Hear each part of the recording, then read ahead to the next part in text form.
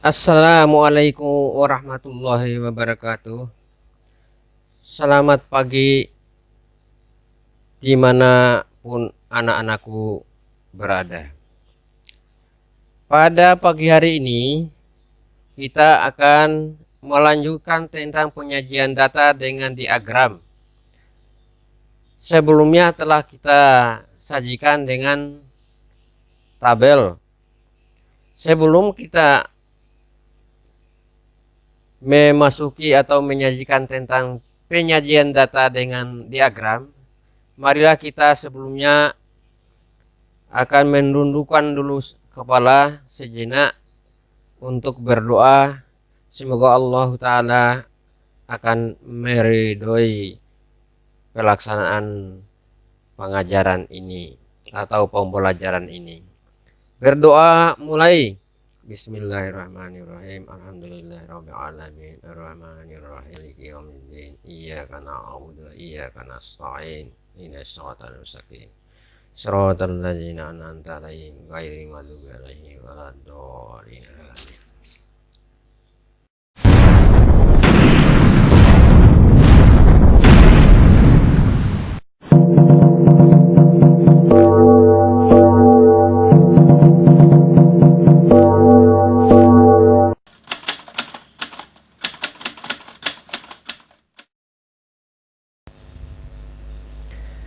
Baiklah anak-anakku sekalian, untuk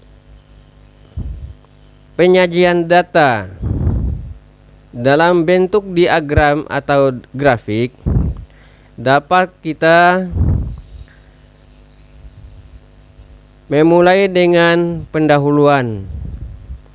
Pada bagian sebelumnya telah dipelajari cara penyajian data dalam bentuk tabel. Sekarang akan dibahas cara penyajian data dalam bentuk diagram dan atau grafik. Maksud dan tujuan penyajian data statistik dalam bentuk diagram maupun grafik adalah agar mudah memberikan informasi secara visual. Penyajian data dalam bentuk diagram maupun grafik sangat banyak digunakan.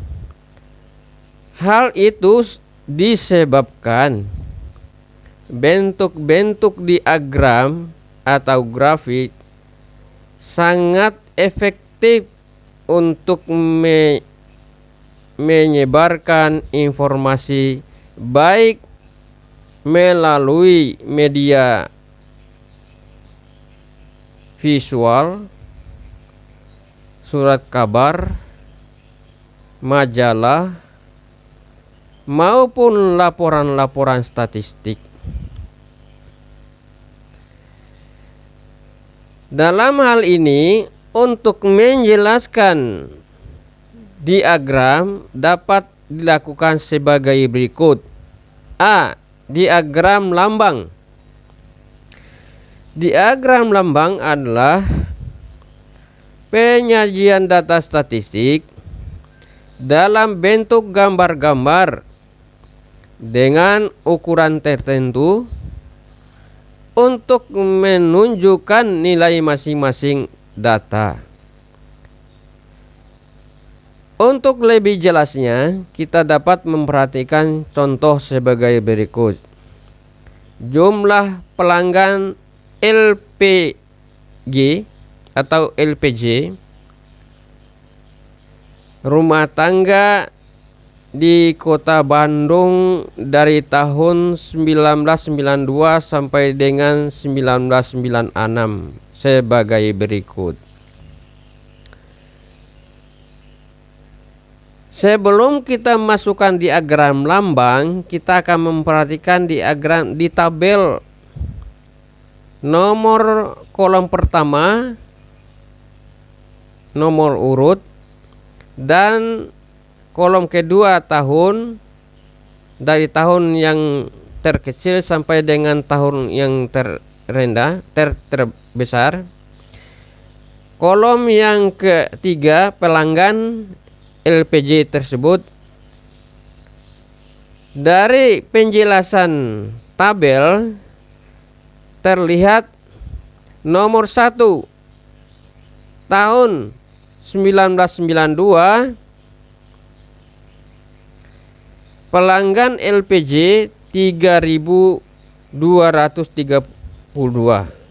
Tahun kedua yaitu nomor 2 tahun 1993 sejumlah pelanggan LPG 3.412. Begitu seterusnya sampai dengan urutan kelima tahun 1996 jumlah LPG-nya 5.506 sehingga jumlah total pelanggan LPG adalah 22.252. Data di samping jika disajikan dalam diagram lambang adalah sebagai berikut. Gambar kepala yang penuh jumlahnya sama dengan 500 orang. Sedangkan gambar yang kurang lingkarannya di atas itu berarti kurang dari 500 orang. Sehingga menjelaskan dalam tabel di atas kita menggunakan diagram lambang dapat dinyatakan sebagai berikut. Berarti pada tahun 1992 gambar yang penuh di situ ada 6 dan gambar yang tidak penuh adalah 1. Berarti jumlahnya seperti yang di samping 3.232. Itu yang kurang. Karena kurang dari 500 maka kepalanya menjadi kurang. Begitu seterusnya pada tahun 1993 sampai dengan 1996 itu gambar yang penuh itu berarti itu semuanya 500. B. Diagram batang. Dengan diagram batang pada umumnya dipergunakan untuk membandingkan suatu data dengan data keseluruhan. Berapa hal yang perlu diperhatikan untuk membuat diagram batang adalah sebagai berikut. Yang pertama, skala yang digunakan harus dimulai dari 0. 2. Diagram batang dapat dibuat secara vertikal maupun secara horizontal. Tapi yang kedua ini kebanyakan dipakai dalam lembaga pemerintahan atau data statistik selalu menggunakan yang vertikal. Yang ketiga, skala tinggi maupun lebar diagram batang harus sama. 4. Diagram harus dilengkapi dengan judul. Contoh, nilai ekspor non migas dari tahun 1991 sampai dengan tahun 1995 dalam jutaan $. Kolom pertama nomor urut dari tahun pertama sampai dengan tahun kelima. Kolom kedua tahun ekspornya. Kolom ketiga jumlah nilai ekspornya. Dari tahun ke tahun dapat dijelaskan sebagai berikut. Tahun pertama tahun 1990 sampai 91 jumlah ekspor non migas dalam jutaan rupiah adalah 15.380.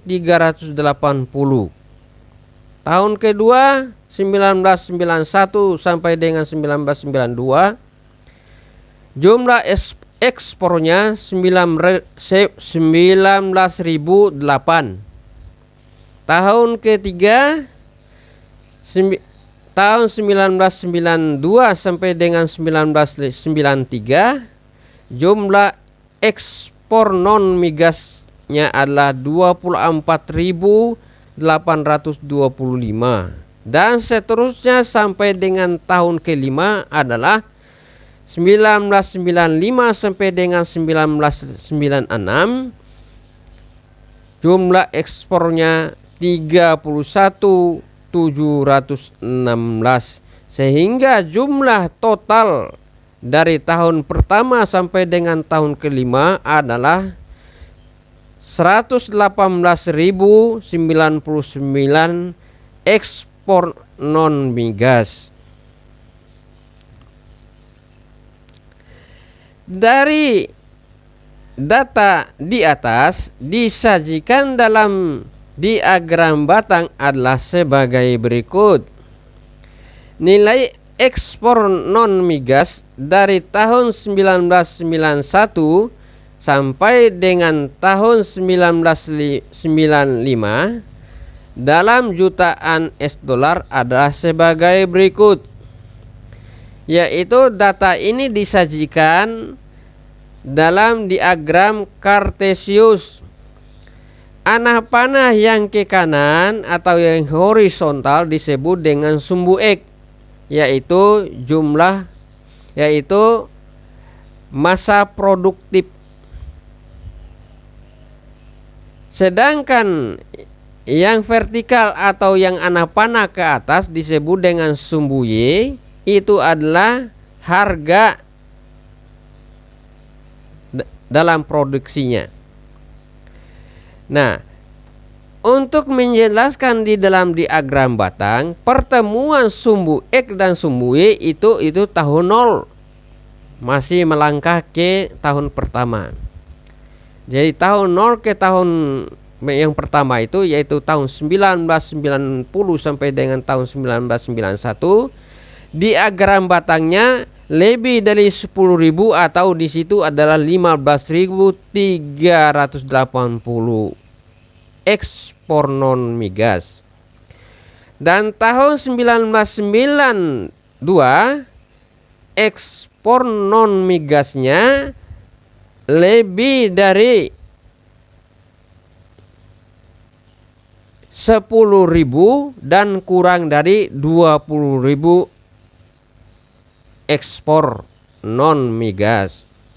Tahun 1993 dalam diagram batangnya adalah sebanyak 20.000 dan lebih dan kurang dari 30.000 ekspor non migasnya.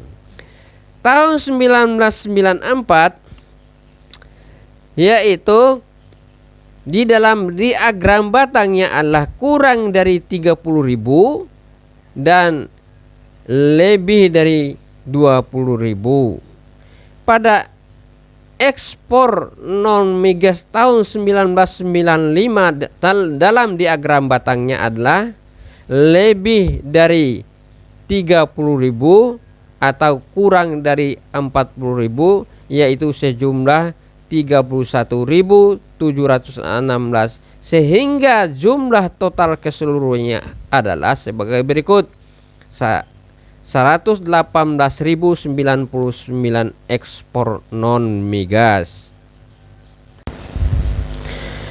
Contoh berikutnya, jumlah penjualan eceran sepatu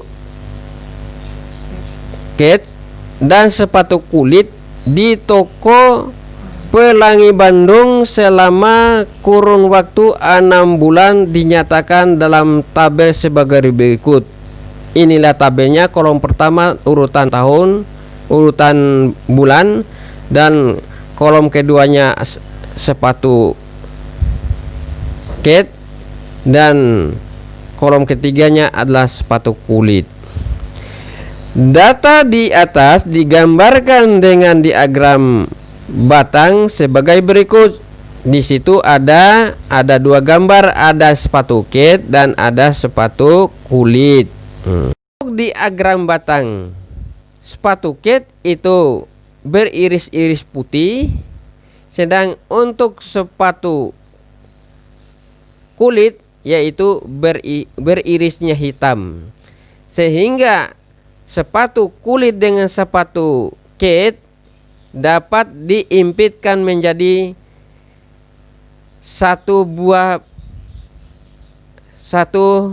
yaitu menjadi satu berimpitan batangnya sepatu kets dan sepatu kulit dari bulan pertama sampai dengan bulan ke-6.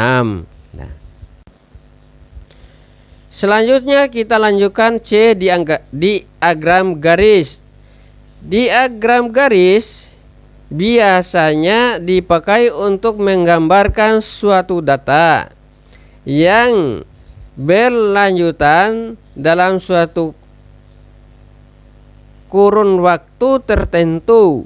Misalnya data tentang produksi dari tahun ke tahun, nilai ekspor suatu jenis barang dari tahun ke tahun, dan sebagai contohnya adalah sebagai berikut. Data curah hujan dari Kota Bandung pada tahun 1996 sebagai berikut. Kolom pertama nomor urut bulan pertama sampai dengan bulan ke-12. Kolom kedua bulan dari Januari sampai dengan Desember. Kolom ketiga curah hujan dalam milimeter. Itu terlihat dari 1 Januari curah hujannya adalah 290 mm. Bulan kedua Februari curah hujannya 580 mm. Sampai dengan tahun ke-12 Desember, yaitu bulan ke-12 atau Desember, itu sejumlah 220 mm. Jumlah seluruhnya dari bulan pertama sampai dengan bulan ke-12 curah hujannya adalah sebanyak 2760 mm. Sumbernya adalah pada kantor BMG Stasiun Bandung. Berdasarkan data di samping, maka diagram garisnya seperti berikut ini. Nah, sama seperti tadi.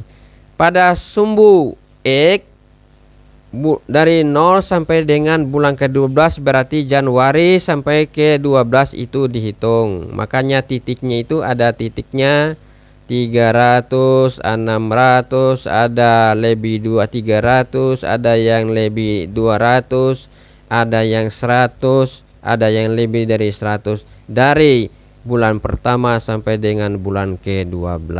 Itulah dinamakan diagram garisnya. Contoh yang berikut ini sudah ada pada contoh diagram batang tadi, yaitu ada sepatu kets dan sepatu kulit dibatangkan berimpitan dalam satu batang, yaitu diagram sepatu kulitnya dengan diagram batang sepatu ketsnya itu berimpit. Kalau dalam diagram garisnya diperhatikan seperti yang ada di layar Anda masing-masing. D, diagram lingkaran. penyajian data dalam bentuk diagram lingkaran didasarkan pada sebuah lingkaran yang dibagi-bagi dalam beberapa bagian sesuai dengan jenis data yang akan disajikan. Selanjutnya masing-masing bagian diberikan keterangan sesuai dengan jenis data yang disajikan. Contoh, data pekerjaan orang tua siswa SMK X tahun 2020. Kolom pertama nomor urut, kolom kedua jenis pekerjaan, kolom ketiga frekuensi. 1. Jenis pekerjaan wira swasta sebanyak 200 orang. 2. Pegawai negeri frekuensinya sebanyak 100 orang. 3. Petani sebanyak 70 orang sebagai frekuensinya. 4. ABRI frekuensinya ada sejumlahnya 30. Jumlah seluruhnya adalah sebanyak 400. Diagram lingkaran dari informasi di atas dibuat sebagai berikut. 1. Wira swasta sama dengan 200 dibagi 400 dikalikan 100% sama dengan 50%. Digambar dengan sudut pusat 50/100 dikali 36 derajat 360 derajat sama dengan 180 derajat. Seperti di dalam diagram lingkaran itu mendapatkan nilainya adalah 50%. Pegawai negeri dengan 100/400 kali 100% sama dengan 25%. Digambar dengan sudut pusat 25/100 kali 360 derajat sama dengan 90 derajat. Di dalam gambar pegawai negeri dinyatakan dalam persen 25%. Selanjutnya petani sama dengan 70/400 kalikan 100% sama dengan 17,5%. Digambarkan dengan sudut pusat 17,5/100 kalikan 360 derajat sama dengan 63 derajat. Di dalam diagram lingkaran petani sejumlah 17,5%. Selanjutnya ABRI sama dengan 30/400 kalikan 100% sama dengan 7,5%. Digambar dengan sudut pusat 7,5/100 kali 360 derajat sama dengan 27 derajat. Digambarkan di dalam diagram lingkaran adalah 7,5%. Sehingga terdapat dalam satu lingkaran itu seluruh data semuanya penuh dalam keadaan 100%. Dilihat sendiri, wira swasta sama dengan 50% ditambah dengan 25% pegawai negeri ditambah dengan petani 17,5% ditambah dengan ABRI 7,5% sehingga jumlahnya adalah 100%. Histogram dan poligon frekuensi sebagaimana contoh yang telah kita ketahui bahwa histogram dan poligon dalam versi tabel yang sudah bahas sebelumnya itu perpaduan antara diagram batas dan diagram garis. Makanya di situ kita perhatikan contoh ini sebagai berikut. Dari tabel berat badan dan frekuensi 50 orang tersebut dapat disajikan dalam histogram dan poligon frekuensi sebagai berikut. Dalam sumbu X itu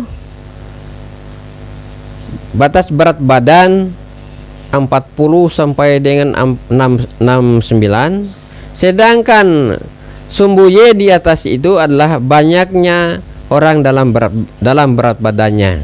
Banyaknya orang dalam berat badannya, sehingga jumlahnya adalah 15 orang.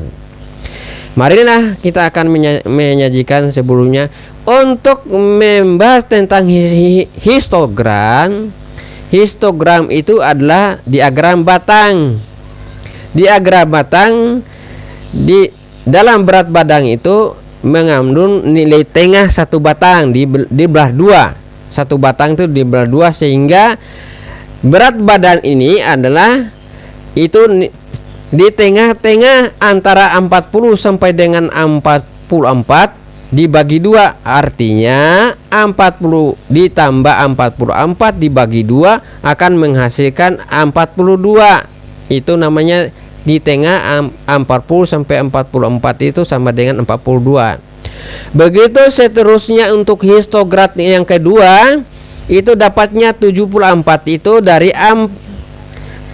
dapatnya 47 itu dari 45 ditambah 49 dibagi 2 akan menghasilkan 47. Itu pada batang yang kedua. Batang yang ketiga yaitu dapatnya 52 itu dari 50 ditambah 54 dibagi 2 akan menghasilkan 52. Itu untuk histogram. Dan seterusnya sampai dapatnya 67 itu sama dengan 65 ditambah 69 dibagi 2 akan menghasilkan 67. Nah, sehingga ditemukanlah histogram dalam diagram batang itu adalah merupakan nilai tengah dari berat badan panjang kelas ke seluruh banyaknya kelas tersebut, sehingga histogram dapat dinyatakan adalah pada di tengah-tengah diagram batas masing-masing diagram batang. Selanjutnya poligon adalah merupakan diagram garis yang menyambung histogram tadi pada tengah-tengah diagram batang tadi, mulai dari 42 sampai dengan 67. Pada di tengah-tengahnya itu ditariklah suatu garis di tengah-tengah pada diagram batas histogram tersebut. Maka sebagai keterangannya pada petunjuk di dalam suatu diagram tersebut, histogramnya itu disebut dengan diagram batang dibelah dua, atau disebut dengan nilai tengahnya itu disebut dengan poligon. Maka garisnya itu dinamakan poligon. F. Ogive. Ogive ini sebenarnya grafik dua buah grafik, yaitu frekuensi kumulatif kurang dari dan frekuensi kumulatif lebih dari. Sudah dibahas pada akhir penyajian data yang terdahulu. Nah, sekarang kita lihat pada diagram Ogive-nya ini. Pada yang pertama grafik kurang dari frekuensi berat badan 50 orang siswa tersebut. Nah, sekarang kalau kurang dari itu diagramnya itu dari kiri memulainya sampai ke kanan atas. Jadi hitungannya itu dari kiri sampai ke kanan atas. Lihat pada gambar di layar masing-masing kalian. Dan selanjutnya frekuensi kumulatif lebih dari itu sebenarnya grafiknya itu lurus, tetapi karena itu namanya kita goyang editannya sehingga miring ke atas sedikit, padahal seharusnya itu lurus sesuai dengan horizontal pada sumbu X. Nah, tetapi yang kita ambil tidak usah kita memperhatikan dengan arah garis yang belok-belok itu, kita memperhatikan saja apa yang dimaksudnya frekuensi kumulatif lebih dari itu. Dan frekuensi lebih dari pada distribusi frekuensi berat badan 50 orang tersebut dari kanan bawah ke kiri atas. Jadi angkanya itu menuju ke kiri atas. Itu disebut dari sumbu X-nya dari kanan bawah sampai ke kiri atas, itu disebut dengan frekuensi kumulatif lebih dari. Anak-anakku sekalian, demikianlah perjumpaan kita pada pagi hari ini tentang penyajian data dengan diagram. Dan untuk mengakhiri perjumpaan kita, marilah kita berdoa sesuai dengan agama dan kepercayaan kita masing-masing. Berdoa mulai. Bismillahirrahmanirrahim. Iya, karena selesai. Dan setelah selesai penyajian data ini, maka tugas agar dikumpul pada hari berikutnya selama 24 jam. Dan jangan lupa tekan tombol merah pada materi ini.